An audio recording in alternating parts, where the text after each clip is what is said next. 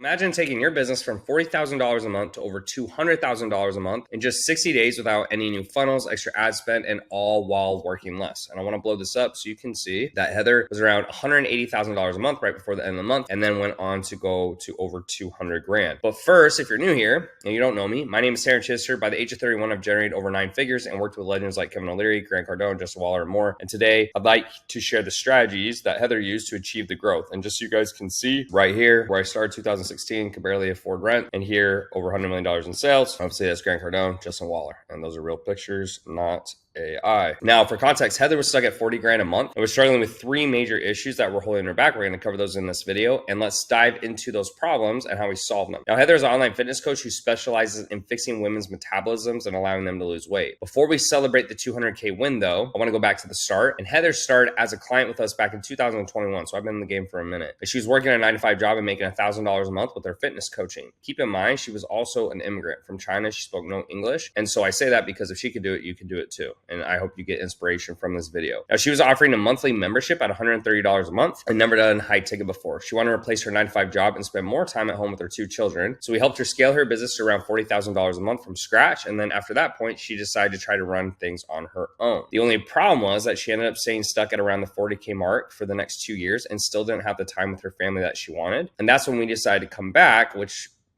well, she decided to come back, right? Which was a wise decision, wink, wink. And, but for us to help her reach her goals, we had to solve the bottlenecks that weren't allowing her to scale. So this brings us to problem number 1 now that you guys have context. Her time management was awful. Most entrepreneurs spend time doing things that do not move the needle forward. I see this all the time. Heck, I even have a YouTube video where I help another client of ours get a schedule and priority straight in less than 60 minutes. Check the link in the comment section below if you want to check that out, or this will be on my new YouTube. If you're seeing this inside a course, it'll be on my YouTube. If this is on YouTube, it could be in the description below. Now, when Heather and I got on a call, she told me that she was too busy. So this is code word for I don't know what to focus on. Heather was spending a majority of her day making loads of content instead of doing what I call money-making activities. So money-making activities include anything that directly drives sales calls. So typically that means either doing more outbound tasks like messaging, calling leads, running ads, or a combination. And she felt stuck because she was working all day but couldn't seem to move the needle. And this is a familiar territory for many entrepreneurs. And after eyeing how she was spending her time, I realized she was spending way too much of it on content and client fulfillment and not nearly enough time on driving sales, aka money-making activities. Now, keep in mind, the CEO of the company is almost always going to be the best at driving sales and increasing revenue.